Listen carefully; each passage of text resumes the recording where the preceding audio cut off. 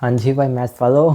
तो 12 दिन बचे अभी आपके एग्ज़ाम्स में और काफ़ी सारा पढ़ना बाकी है। आपने अगर कुछ भी नहीं पढ़ा अभी तक तो उसके लिए भी स्ट्रेटजी है, और पढ़ा हुआ है आपने तो भी स्ट्रेटजी है आपके लिए। तो 12 दिन है आपके पास, काफ़ी ज़्यादा अच्छा टाइम है भाई। इसको अच्छे से यूटिलाइज कर लेना, और प्रैक्टिकल बात करूंगा, कुछ बकवास नहीं करूंगा। कितने नंबर आ सकते हैं, अगर आपने कुछ नहीं पढ़ा ना तो पास हो जाओगे आप इस स्ट्रेटजी को यूज़ करके। अगर आपने 12 दिन अच्छे से पढ़ लिया तो हो जाएगा भाई आपका काम, ठीक है।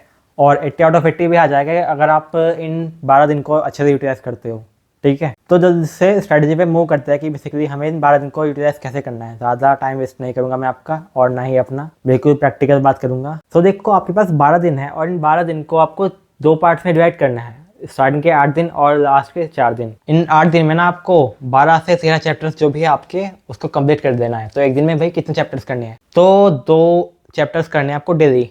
आप एक चैप्टर भी कर सकते हो, अगर आप बड़ा चैप्टर है 1.5 चैप्टर्स भी कर सकते हो, मतलब एक चैप्टर कर दिया और दूसरे चैप्टर का आधा पार्ट कर दिया। वो डिपेंड करेगा आपके ऊपर कि कितना बड़ा चैप्टर है बेसिकली। लेकिन 8 दिन में आपको सारा सिलेबस एक बार कंप्लीट करना ही है A to Z। एंड हाँ, जो भी आप ये क्वेश्चन 8 दिन में कर रहे हो ना, इनको आपको मार्क कर देना है। जो भी आपको डिफिकल्ट लग रही है या फिर आपसे एक बार में हुए नहीं, थोड़े से डिफिकल्ट लग रहा है, कुछ भी डाउट है, कंफ्यूजन है, ठीक है, सो दैट इनको जो आखिरी के दिन बचेगी उसमें आप एक बार और प्रैक्टिस कर सके, ठीक है। तो भैया इन 8 दिन में बेसिकली करना क्या है ये तो बताओ। तो ठीक है भाई, बताता हूँ, सब्र करो थोड़ा सा। देखो, इसमें आपको एनसीईआरटी के क्वेश्चन करने हैं जो कि आपने पहले सॉल्व किए थे, जो आपने पहले सॉल्व किए थे ना, और आपसे हुए नहीं थे एक बार में, जो आपने मार्क किए थे अपनी नोटबुक में पहले किए होगे ना कुछ क्वेश्चंस सारे। तो देखो, प्रैक्टिकली पॉसिबल है नहीं, तो आपको केवल वही क्वेश्चन करने हैं जो आपको डिफिकल्ट लगते हैं इन 8 दिनों के अंदर। और क्या करना है, और आपको क्वेश्चन बैंक से क्वेश्चन प्रैक्टिस करने हैं, एक्स्ट्रा क्वेश्चंस, और साथ ही साथ पीवाईक्यूज करनी है। मैथमेटिक्स एक ऐसा सब्जेक्ट है जिसमें पीवाईक्यूज सबसे ज़्यादा इंपॉर्टेंट है। अगर मैं सभी सब्जेक्ट्स की बात करूँ ना, तो मैथमेटिक्स में सबसे ज़्यादा क्वेश्चन रिपीट होते हैं भाई। अगर आपको कॉन्सेप्ट आता है ना तो आप कर लोगे।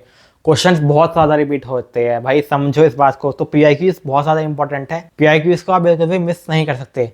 हर चैप्टर से आपको पीआईक्यूज करने हैं। सारे नहीं हो पाएंगे, मैं जानता हूँ, आपने पहले कुछ किए होंगे, अब कुछ तो कर ही देना, ताकि आपके जो चांसेस है अच्छे मार्क्स आने के वो बढ़ जाए। और आपको क्या करना है, आप यूट्यूब से किसी टीचर को फॉलो कर सकते हो। बाकी इस टाइम पर मैं रिकमेंड तो नहीं करता, लेकिन काफ़ी सारे टीचर्स, यूट्यूबर्स सीरीज चलाएंगे इस टाइम पे, तो आप उसको फॉलो कर सकते हो। या फिर कुछ पुरानी वीडियोस है।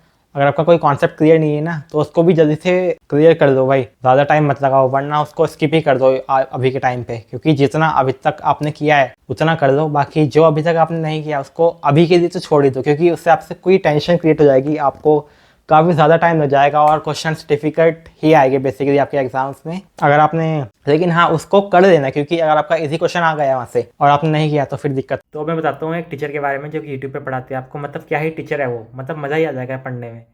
तो वो टीचर है अनुराग चौहान। वो अपने यूट्यूब चैनल पर बेसिकली वीडियोस बनाते थे, लेकिन अब वो जो कॉमर्स वाला का जो चैनल है उस पर वीडियोस अपलोड करते हैं। तो उसे जाके आप चेकआउट कर सकते हो। काफ़ी तगड़ी वीडियोस बनाते हैं, मतलब जो क्वेश्चन पढ़ाते हैं ना वो बिल्कुल तगड़े क्वेश्चन पिक करके जाते हैं, और वहीं से ही पेपर आ भी जाता है।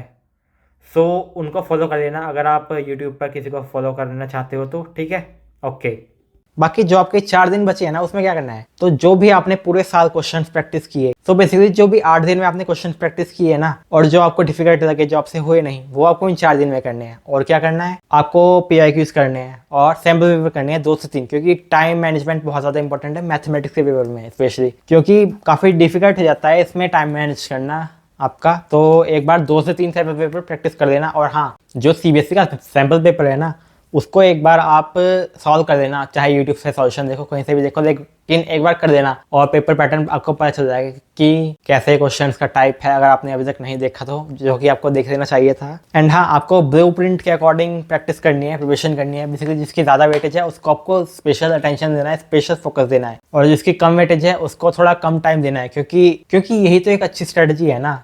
अगर आप उसकी प्रिपरेशन कर रहे हो जो कि कम मार्क्स का आने वाला है, तो उसका कुछ फायदा थोड़ी है ना, ठीक है, समझ रहे हो ना। और बाकी भाई, करने कौन से चैप्टर है किस दिन, देखो वो तो आपके ऊपर ही डिपेंड करना है। आप एक इजी चैप्टर दे सकते हो और एक डिफिकल्ट चैप्टर दे सकते हो, उसके हिसाब से अपना कॉम्बिनेशन बना देना। बाकी सीरियल वाइज कर सकते हो, कोई दिक्कत नहीं है इसमें, ठीक है। और कैलकुलस भाई सबसे दिमाग खराब करने वाला टॉपिक, और इसमें इंटीग्रेशन वाला जो चैप्टर है भाई, गिव अप है भाई। क्या करना है, गिव अप कर देना है क्या उसके सामने। तो देखो, अगर आपने अभी तक ज़्यादा प्रिपरेशन नहीं है आपको उसमें कॉन्फिडेंस नहीं है तो उसको सबसे लास्ट में कर देना भाई। और एनसीईआरटी वाले जो क्वेश्चंस है ना उसको तो एक बार कर ही देना, क्योंकि एनसीईआरटी के क्वेश्चंस आ जाते हैं जिस जनरली देखा जाता है, तो अगर आपका वहाँ से क्वेश्चंस आ गया तो आप उसको इजीली कर सकते हो। बाकी हाँ लास्ट में कर देना कि कोई दिक्कत नहीं है, क्योंकि अगर आप से नहीं हो रहा अभी और आप उसी के चक्कर में लगे रहे हो तो आप आपके जो दूसरे चैप्टर्स है उसका भी जो टाइम है ना, उसकी भी जो प्रिपरेशन है उसको भी ख़राब करने वाले हो।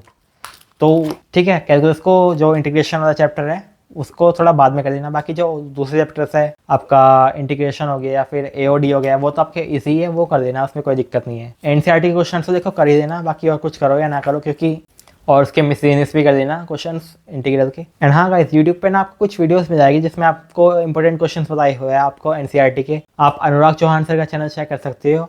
बाकी यस गाइस, कमेंट बॉक्स में बताओ कि और किस चीज़ में दिक्कत आ रही है मैथमेटिक्स में, बेसिकली किस पर्टिकुलर चीज़ में दिक्कत आ रही है। आप कमेंट बॉक्स में पूछ सकते हो या फिर इंस्टाग्राम में भी पूछ सकते हो। मैं ट्राई करूंगा कि या तो वीडियो बना दूँ उसके ऊपर पर्टिकुलर एक, या फिर मैं आपको कमेंट सेक्शन में या फिर इंस्टा पे रिप्लाई कर दूंगा, क्योंकि मेरे भी अभी मिड सेम्स आने वाले हैं तो थोड़ा मुश्किल हो जाएगा वीडियो बनाना एक अलग से। बाकी जो भी है कमेंट बॉक्स में बताना कि वीडियो कैसी लगी, स्ट्रेटजी कैसी लगी। एंड यस गाइस, बहुत ही अच्छा टाइम मिला है आपको 12 दिन का ये, तो इनको अच्छे से यूटिलाइज कर देना।